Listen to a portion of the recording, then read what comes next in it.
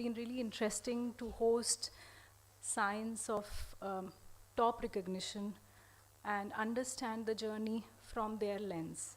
So as researchers, it's an honor to host a Nobel laureate. That goes without saying, but it's also something more interesting from the point of view of interdisciplinary approaches. At IGIB, one of our mandate being genomics, we always have strengths from other disciplines, including chemistry, computational sciences, and also now more and more physics and engineering approaches are also being utilized. If you notice, one could argue that this is called as the century of biology, because most of the applications are centered around biology, but one could argue that it's mostly the periphery of biology, which is the approaches that work or come from non-biological background have seeped their ways into the core of biology and have their interesting applications. And I think that's where it really gets very interesting for today's talk as well. So I welcome all the students from DU colleges, Hindu College, Daulatram, Bhaskaracharya, Miranda, and of course the whole IGIB scientific staff and students and faculties. We are very happy to see a full Audi here. What we are now going to start the program with will be a talk about applications of click chemistry in the area of biology. And that's where mostly where my introduction was, and it will be elaborated with examples from our very own Dr. Kaushik Chakrabarti. So I, with no further delay, I let the stage be yours.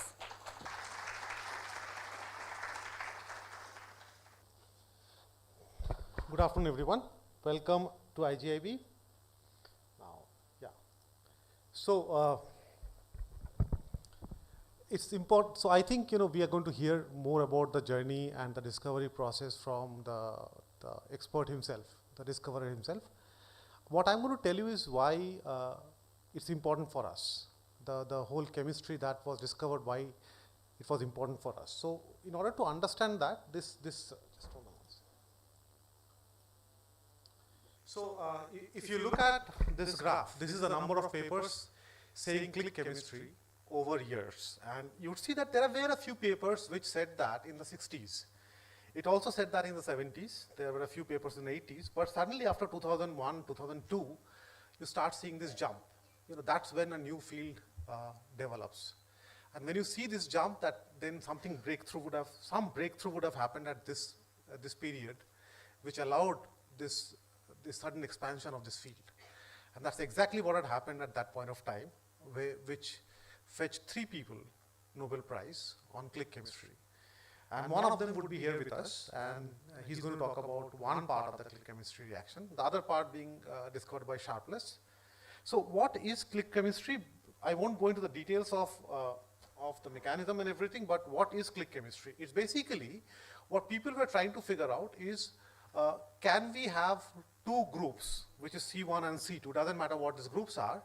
Can we have these 2 groups inside the cell or in C2 form one moiety, like to form covalent reaction, to form one particular group through some means, so that and such that they do not react to any other molecules inside the cell, which is very difficult to imagine, because you can think about it, anything which is reactive is going to also react to things which are inside in the cell.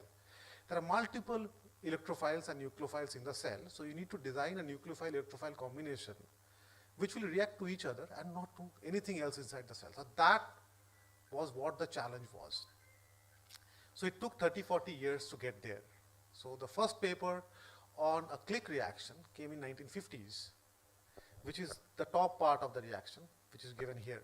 You see, it's Higgs addition reaction, that 1,3 dipole addition reaction. This was the Stoffhofer reaction and the Higgs reaction was known from 50s, 60s. Yet it took till 2001, 2002 to get here.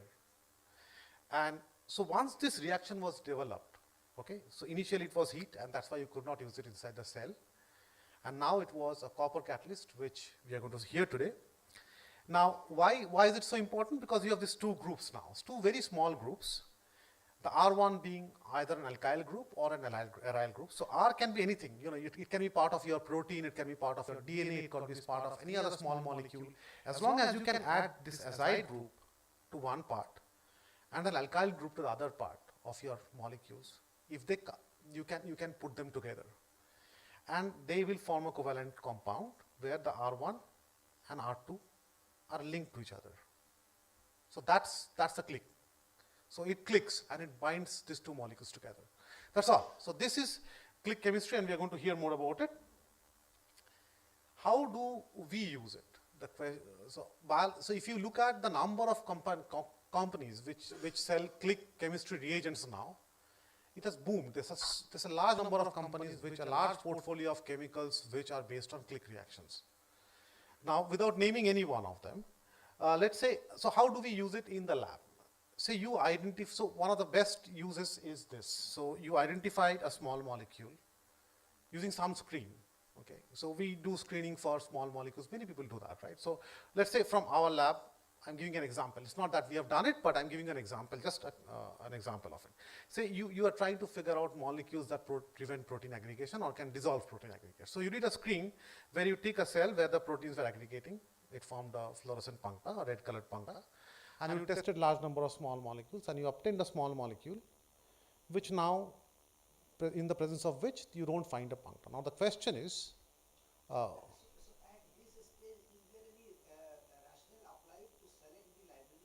no, it's a 1 million compound. It's a 1 million compound, absolutely. The reason why you cannot say, why you would not want to have hypothesis is also interesting, because there was a lot of work which was done to find out molecules that bind to aggregates and thereby which prevents aggregation. That actually turned out to be more toxic than helpful. Okay, so then people went to the unbiased approach. No, so this is not my work. So right. You are right. The question is important, like how do you choose small molecule? For each you have different things. For example, you may have a chosen scaffold based on your target of interest. Let's say you did that and you found out one molecule binds, but still into FDA you have to prove that this molecule actually binds to the protein that we are talking about. And that's a challenge, because pulling down the small molecule with its binding target is a challenge still. Now, how do you do that with click chemistry? So what do you want to know? You want to know this small molecule that you obtained as hit, what does it bind to in the cell? Without that, your FDA is not going to approve the drug for any sort of trials, not even phase 1 clinical trials.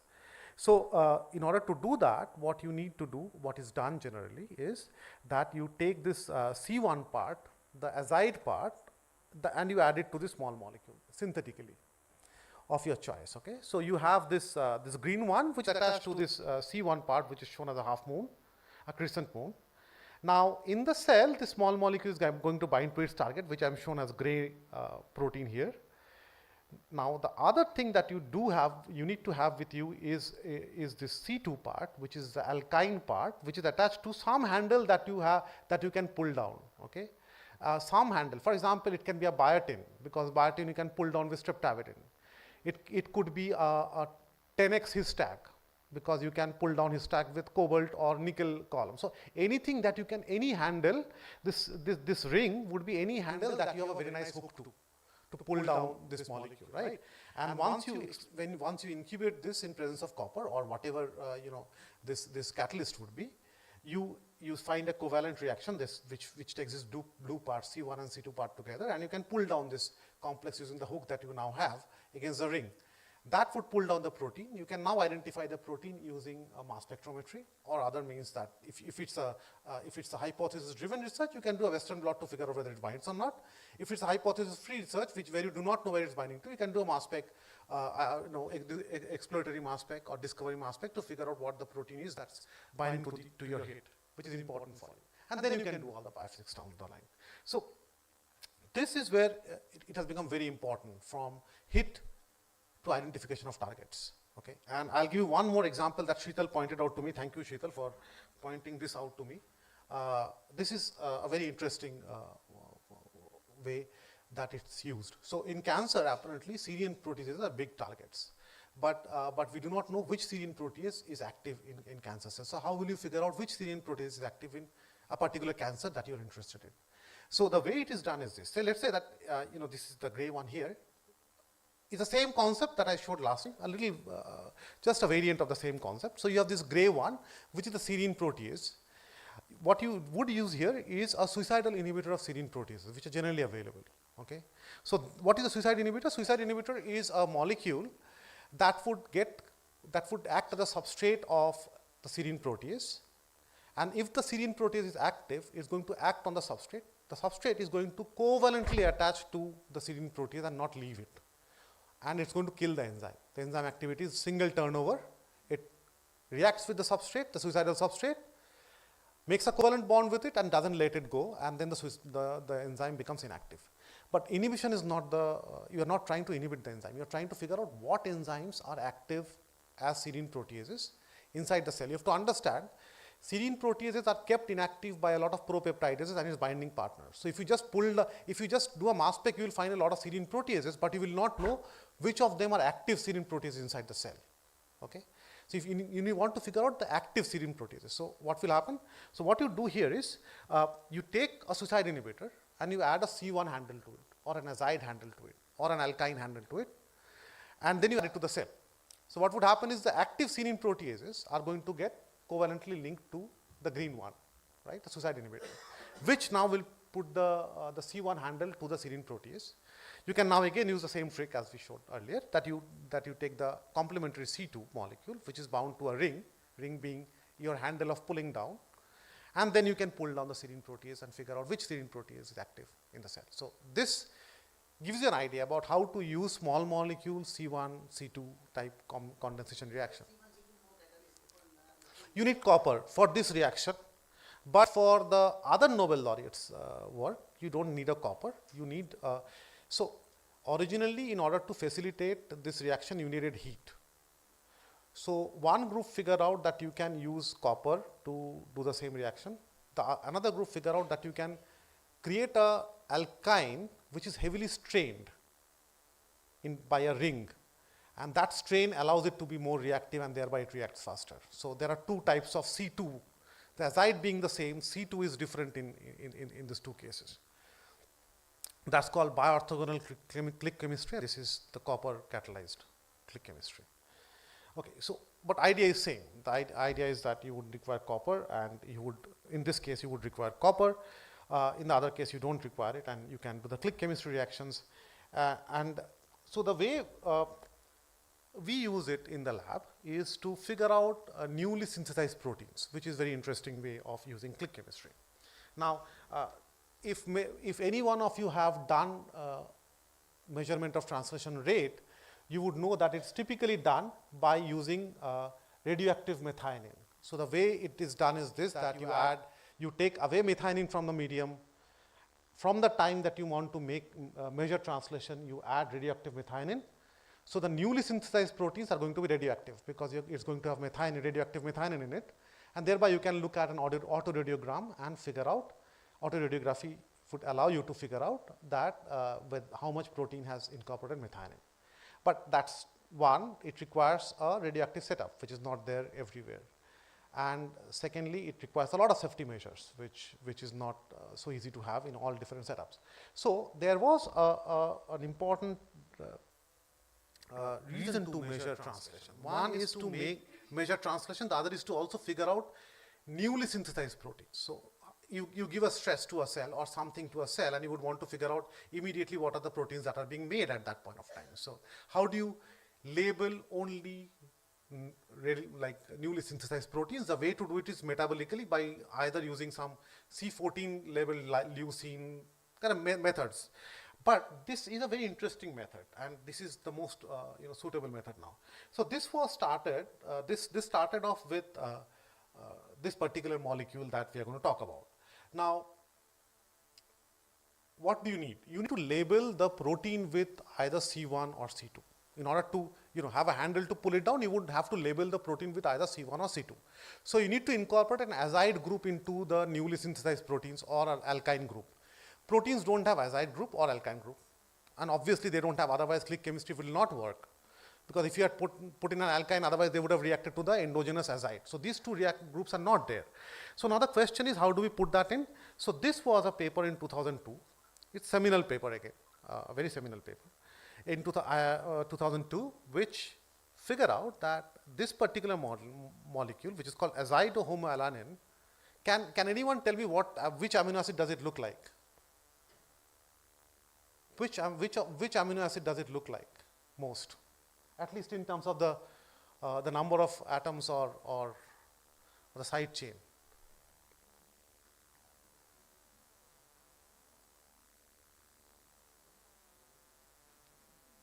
No? No, glycine doesn't have a side chain, no? So this looks most like methionine. Okay, so if you look at the charge, and so they modeled the whole thing, this has all the properties of methionine. So methionine would end here actually, SH. But they figured out by experiment that this can be easily taken in by the cell, charged on the methionine tRNA and incorporated in proteins without any problem. That was amazing. Like now, if you add this to the cell, instead of methionine and take away methionine from the media, this will get incorporated at all the places that methionine would be, and it will level most of the proteins, because most of the proteins do have at least one methionine. Most of the proteins, not all. Okay. Now, important. Why did I put this title? I put this title to highlight two things. It was published in 2001. This was before the original Nobel Prize winning click chemistry was published. A month before or so, because the EPUB was 2001 December. This was around the same time it was discovered. So this was not meant for the click chemistry Nobel reaction that we know today. It was meant for the Staudinger ligation. The Staudinger ligation is an earlier version which required heat and other things. So these were all for in situ. You have to isolate the molecules, you have to do a heating and the reactions for that. So this molecule was made before the click chemistry. So these people arrived at this by all permutation combinations or some thought? No, this was completely hypothesis driven. So they modeled methionine. They had to have an azide. So they made 4 different variants where they had azide at this place or this place and at this place. So it was completely screening plus hypothesis driven work. So if you put this, now your protein has a C1 group on it.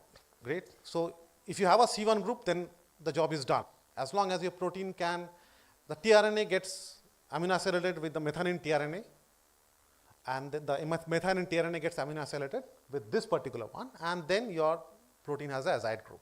Now it's simple. Now the next steps are as simple as this. Now you have a newly synthesized protein. You have the C1 group to it, and you can pull it down. Simple. And you can identify which proteins are made at a time t is equal to 0 after you've added this. Absolutely. So this protein visualization is as sensitive as autoradiography? Okay, so the question is whether the protein visualization is as sensitive as autoradiography. Yes, it is, because the visualization done using this handle is actually fluorescence.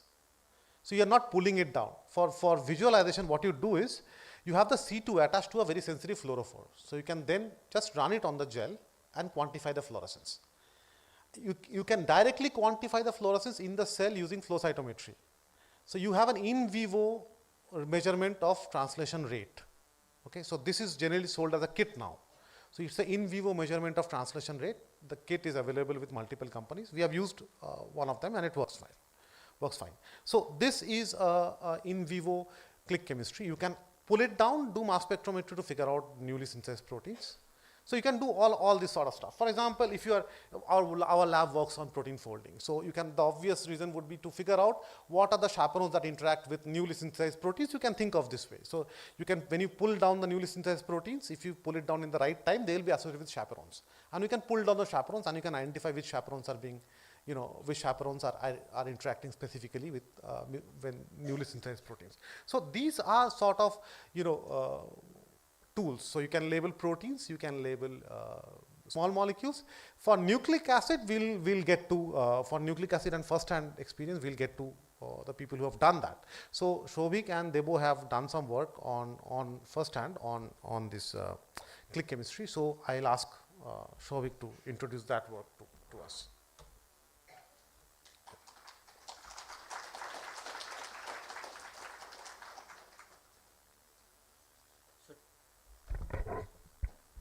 Yeah, schedule is as follows that we are still waiting for a message because before our schedule there is a engagement of Nobel laureate to meet with minister. So still that meeting has not started yet. Okay, and we have checked in Google. It will take almost 50 minutes to come from headquarters to our institute. So we are planning to have a small break in between. Then again we will come back here to listen the talk by Nobel laureate. So here what I am going to do is that what we have used in our lab, the advantage of this click chemistry. This is the paper which appeared in 2009 in Langmuir, and we have collaborated, 3 scientists, PI has collaborated for 3 different reasons. The concept is that dendritic effect. What is dendritic effect?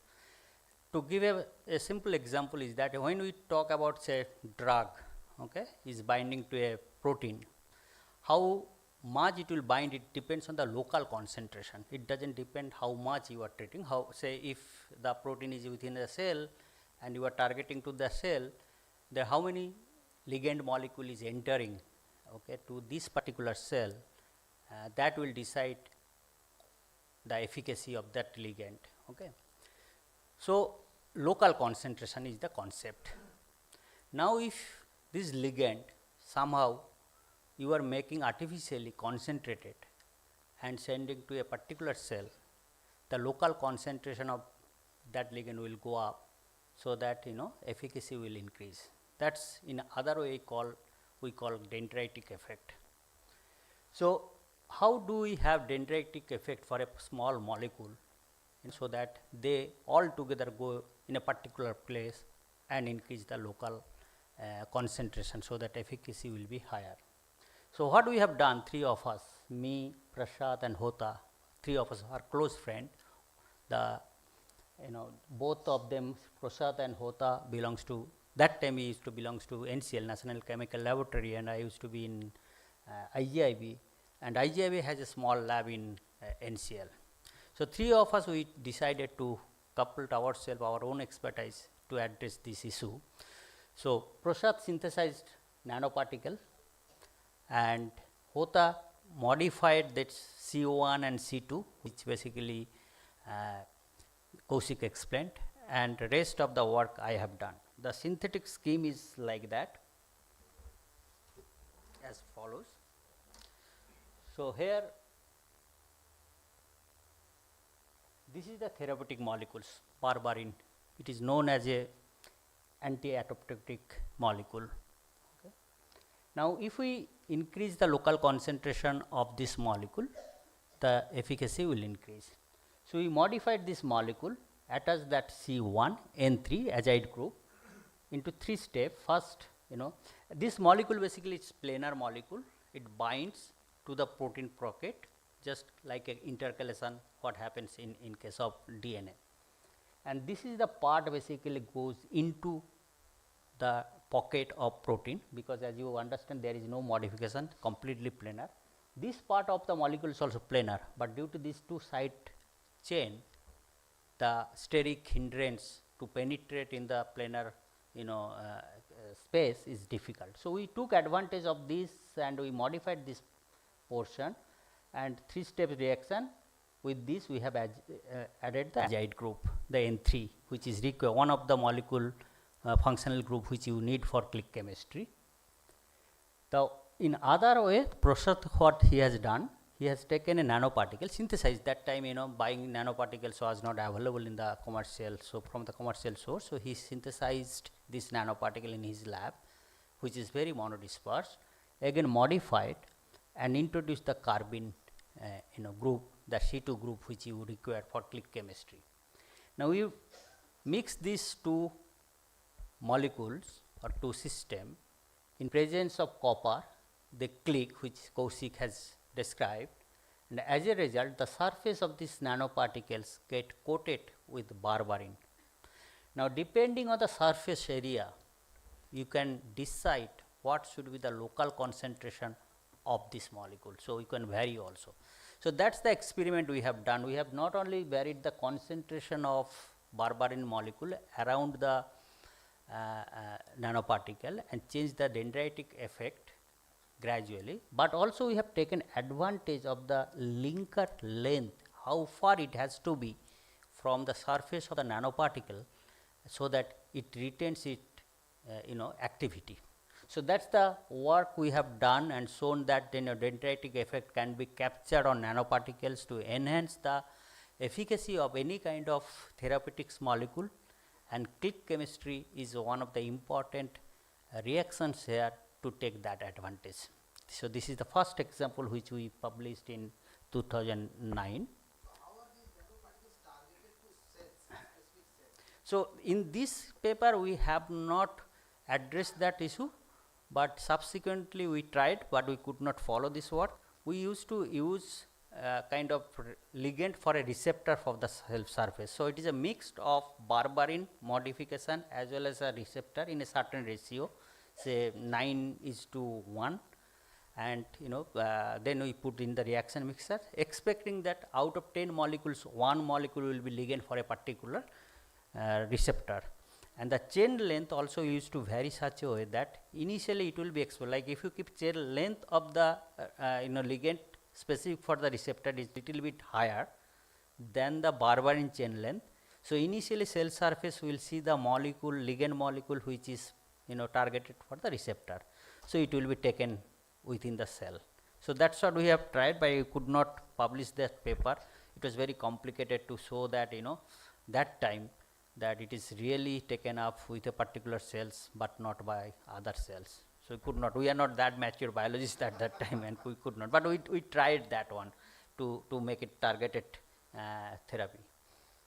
So, in second, this is a very recent example. Again, 3 of us we collaborated, myself, biophysical chemist, Devu, a CRISPR-Cas biologist, and Srivastan from ISAR Pune, who basically a synthetic chemical biology for nucleic acid. So, as those who are from IGIB, we know Devu is a very actively working on CRISPR-Cas technology, and the advantage of CRISPR-Cas technology is that you can target or send this complex molecule, RNP complex, at any part of genome, whatever you are designing, wherever you are targeting. Okay, and if you silence the enzymatic activity of the Cas9 protein, it will not be able to cleave, but it will be able to bind in a particular place or particular site of the chromosome, wherever you want to design. That is the designing of the sgRNA. So, that means it can target particular location of genome. That is the CRISPR-Cas technology's advantage. Now, if I want to visualize it, okay, where it is going, then what is the microenvironment, then I have to take the advantage of fluorescence microscope. Okay. Fluorescence does not only tell you the location of the molecule, but also give different kind of microenvironmental information like polarity, like pH, like viscosity, that you can measure just measuring fluorescence intensity of different kind of probe. So, there is applications. So, what we did, basically Srivastan has synthesized modified nucleotide base, which is shown here, and it can be incorporated enzymatically at the end of any RNA molecules. Okay. During that, he is introducing one carbene molecule, so that when it is getting extended with this unnatural base, that all the bases is getting labeled with a functional group which is basically liable for click chemistry. Now, use this molecule.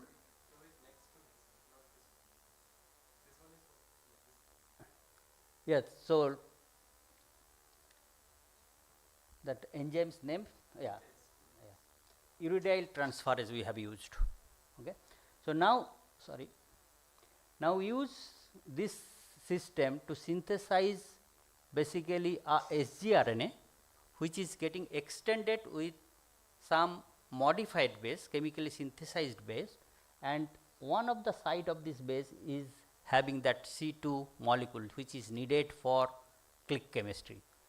Now, once you have this system, you can attach anything you want, any kind of fluorescence probe molecule. It could be something else, it could be even drug molecule. Say you want to deliver a particular drug in a particular location of a chromosome to change some epigenetic modification you want to bring in. Okay. You can introduce that kind of molecule and target it using CRISPR-Cas9 advantage, and you can make a kind of chemistry or chemical change in a particular location of the genome.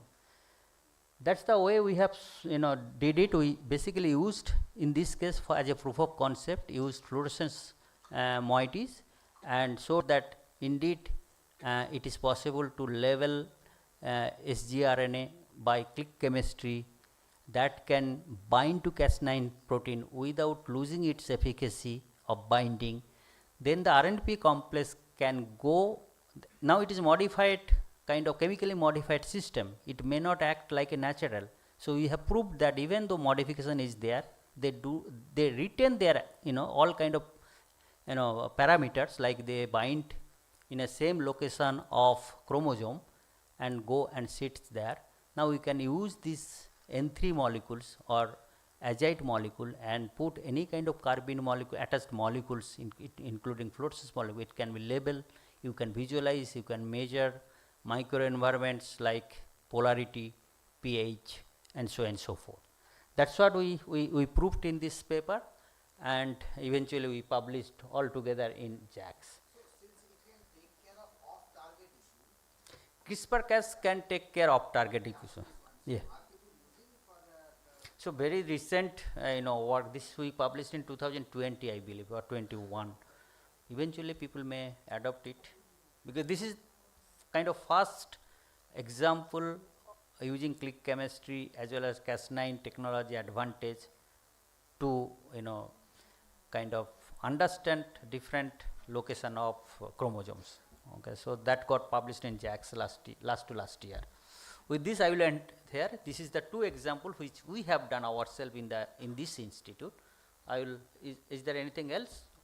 Okay, so I will stop here. I will hand over podium to Lipi to continue.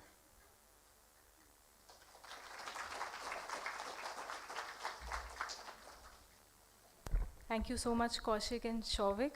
So you can see why there is an enthusiasm in IGIB. We have a director whose background matches completely with the incoming guest.